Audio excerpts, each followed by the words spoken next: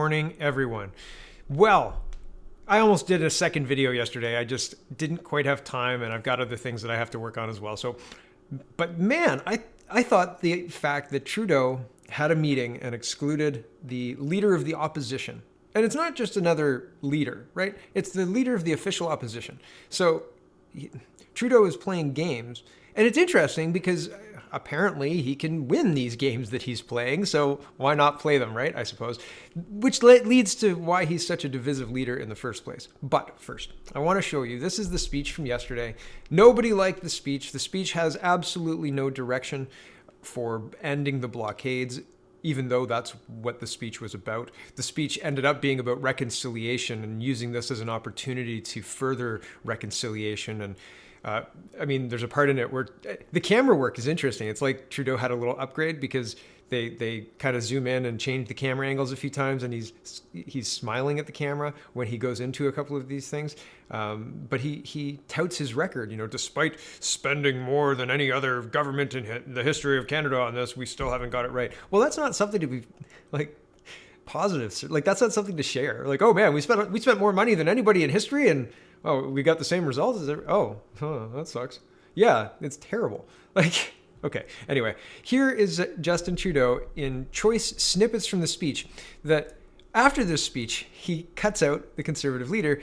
But during the speech, he says, we've got to have dialogue and mutual respect. And it's quite funny. So here we go. This is the first little snippet. If you want to watch the whole speech, watch it on 2 speed because it's kind of slow. I don't know that it's worth watching the whole thing, but it's worth watching to understand the mental gymnastics, right? Like, you can kind of start seeing it from that point of view, except that these people are breaking the law. And even if they were breaking the law for a good reason, right? They wanted an audience with the government. Well, they got the audience with the government. The government's saying, yeah, we'll listen to you, man. Please, like, just stop the blockade. We'll listen to you. So they potentially got what they wanted through these terrorist tactics.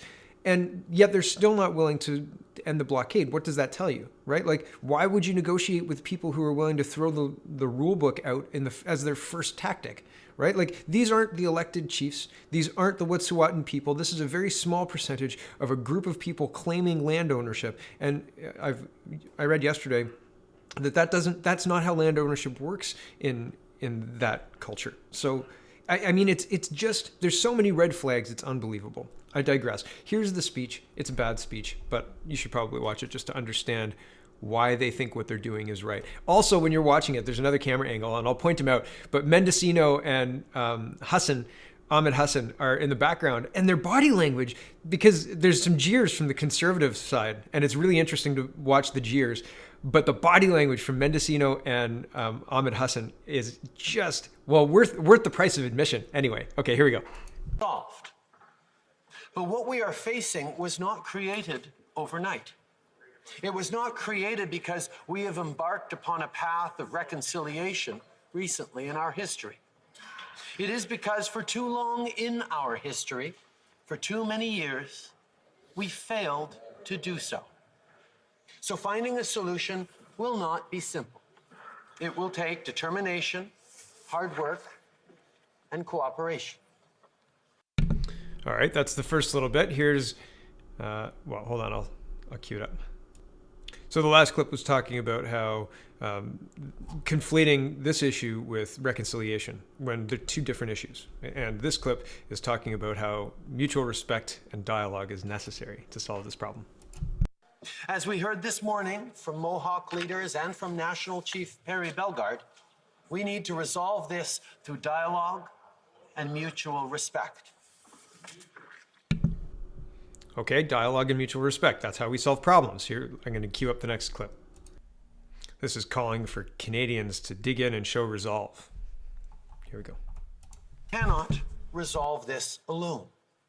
Just like we need Indigenous leaders to be partners, we also need Canadians to show both resolve and collaboration. Everyone has a stake in getting this right. Well, everyone actually has a stake in unloading the shipping containers and moving the goods from the farms and from the rail yards to the market, because that's how everybody gets paid, right? And moving ahead with the LNG pipeline because every level of government, from indigenous elected governments to provincial governments to federal governments, has approved this pipeline in a long process, and preventing the pipeline from happening because some random people claim ownership, which is, again, not how it works in that culture. And then a bunch of other people get bussed in to shut down Canada. No, sir. You've got this completely ass backwards, completely wrong. Your response is just insane. Like really, really nuts. I'm going to cue up the next clip. Okay, here's the other camera angle. And here's Ahmed Hassan and Mr. Mendocino. And the body language is just insane. There's some jeers, and he's like a laser. He's like, who said that? And he's staring at somebody, and he doesn't like it very much. And it's just fun to watch. So, I mean, if you can tear your eyes away from the hair and the awful scraggly beard, just watch the slightly out of focus show that's happening in the background. But listen to this. This one is irreconcilable differences. How dare politicians talk and not listen?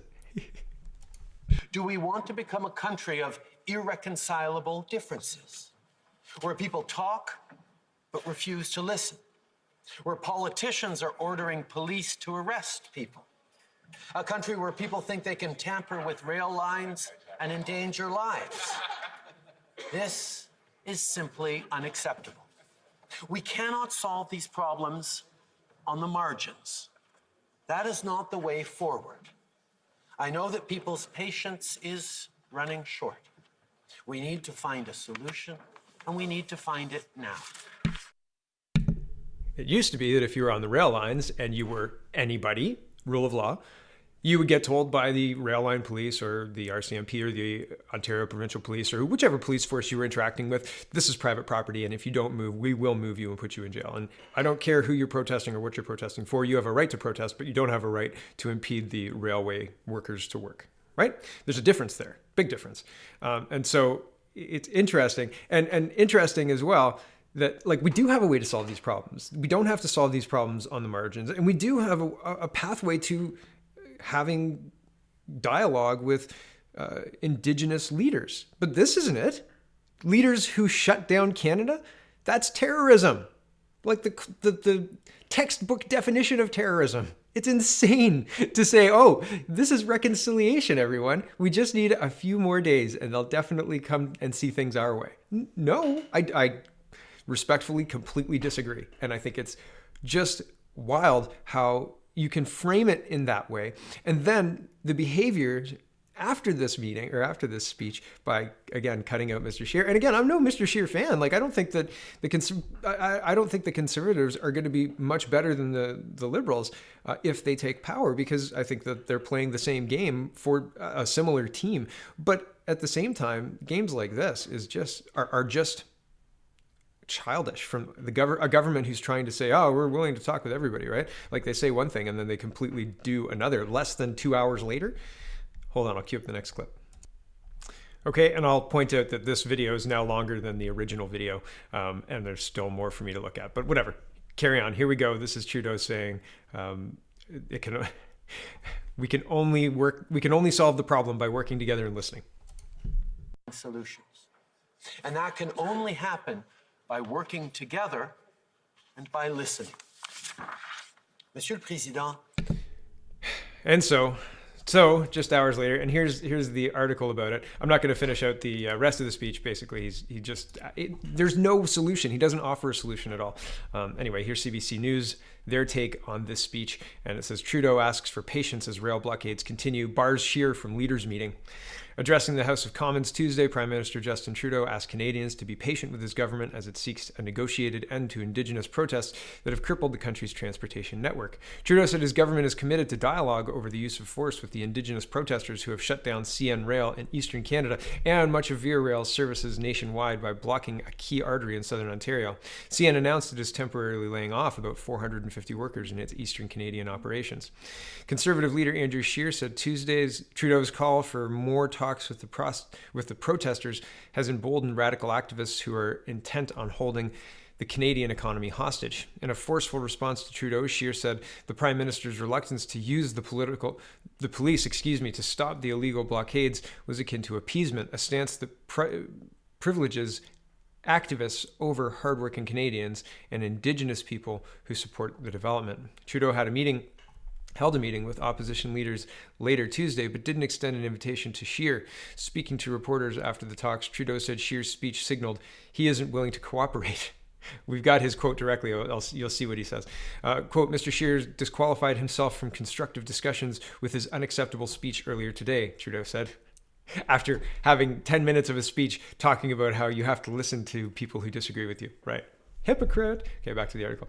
The blockade has been in place for 12 days and CN has been forced to shutter its network east of Toronto since Friday, a devastating development for business people, commuters, and farmers who rely on the railway for their livelihoods. I scroll down. Quote, on all sides, people are upset and frustrated. I get it, Trudeau said. It's understandable because this is about things that matter, rights and livelihoods, the rule of law, and our democracy. While the Prime Minister did not lay out a clear path forward in his speech, burying the lead, CBC, Trudeau seemed to be ruling out police intervention at this point in favor of more conversations with the protesters. He said the suggestion from the Conservative opposition that Ottawa forcibly remove the protesters from camps along the CN tracks in Belleville, Ontario is, quote, not helpful.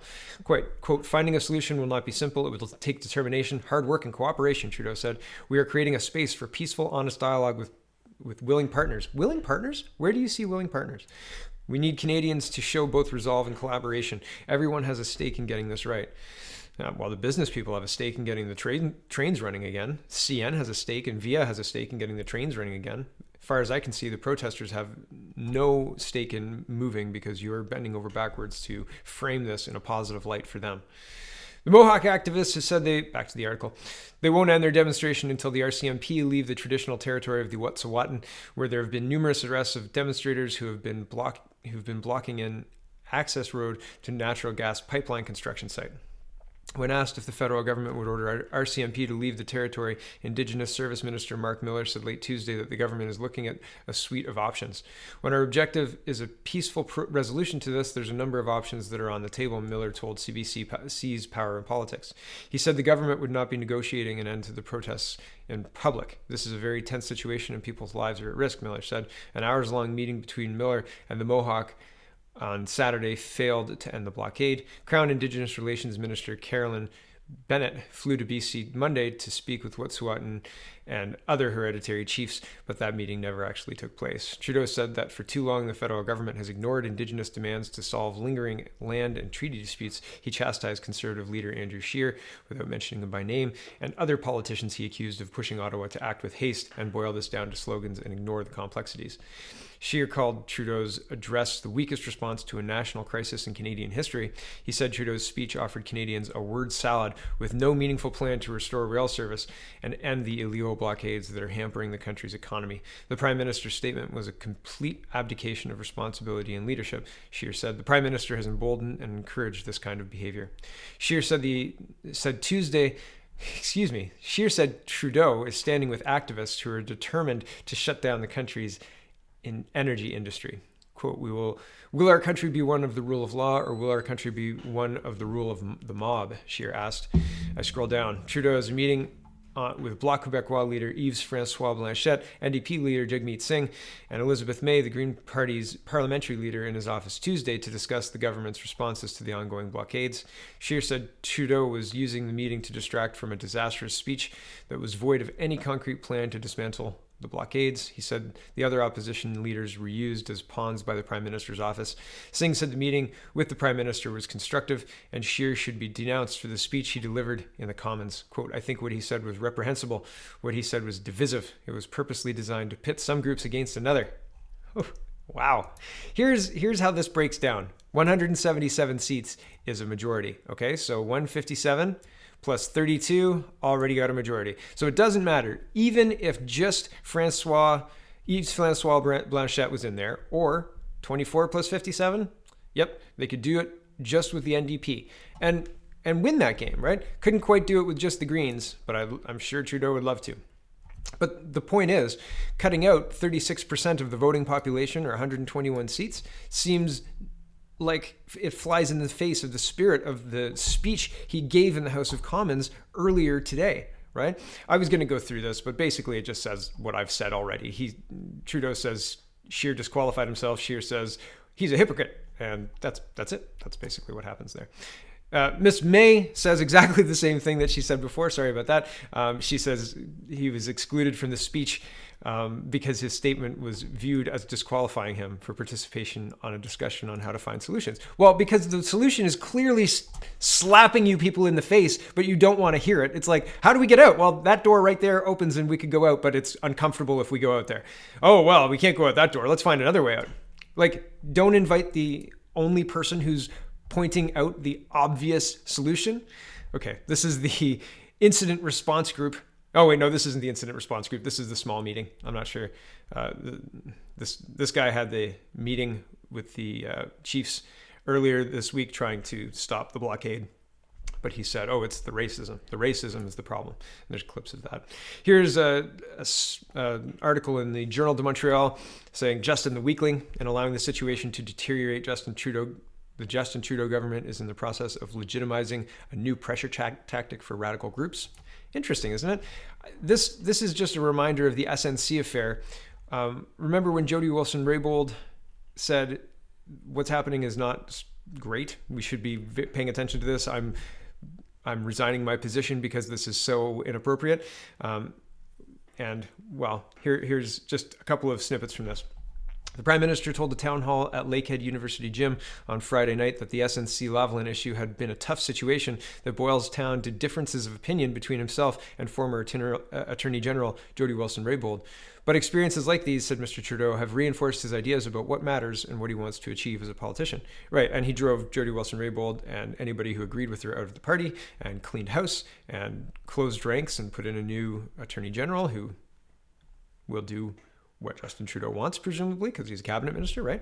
And here's the end of it. It says, quote, this was a situation where there was a pretty serious difference of opinion and perspective on the way forward, and everyone involved was trying to do the right thing in terms of trying to make sure that we're protecting good jobs and protecting workers right across the country at the same time that we're respecting the rules of our institutions, respecting the independence of the rule of law, said Mr. Trudeau. Okay, so they're protecting jobs, they're protecting the independence of the rule of law, and yet right now, the police are not arresting protesters who are clearly breaking the law by impeding train service on private railway land. And Justin Trudeau is trying to make that about reconciliation, while at the same time, CN is confirming that 450 employees are being laid off due to the blockades. Here's an article. I'm not going to go through it. I've already burned up all my time today. But you see the hypocrisy here? You see? It's unbelievable. And this is a CBC news reporter, politics and pundit, and he's talking about how if the protesters wanted to show goodwill, they would bring down their blockades. I agree with him. I was going to read through it if I had extra time, but I don't have extra time because I talked a lot at the top. So thanks for watching, everybody. This is a wild and crazy situation. We have rules on the books to deal with this. If they want to discuss things, well, they got the attention of the government. They got the attention of the whole country. And most people want it dealt with in a way that's positive and in a way that's not going to hurt people. But at the same time, we have the rule of law. You can be warned, like, we are going to arrest you. You will be processed in this way, whatever. But we need a path forward. We can't just have Canada shut down by small groups of people in coordinated areas, because the internet is a thing and they're coordinating online. And there are people who are usurping the Wet'suwet'en and anybody else who's willing to protest and willing to stand there to stop an oil pipeline or something like that. It is being usurped, and it is not appropriate to then frame that, Justin Trudeau, as reconciliation, right? It is not appropriate. It's very clear what's happening. There's a lot of news about this. It's not a mystery, and it's not a mystery that these people don't represent the true leadership of this tribe, of this band, of this group of people. Like, it is frustrating. So, but that's what's happening in Canada today. Thanks for watching, everybody. Check out CanadaPoly.com, CanadaReport.co, and have a wonderful, wonderful day.